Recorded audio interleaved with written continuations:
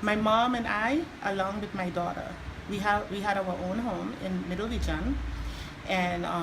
it was a 3 bedroom home, and we thought, we were fine, because our roof was repaired about 3 years ago, and we thought it was strong enough to sustain the hurricane, but unfortunately not, and we ended up losing everything, as along as also our belongings as well, and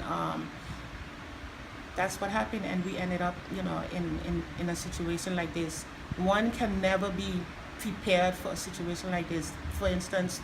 today, we're fine,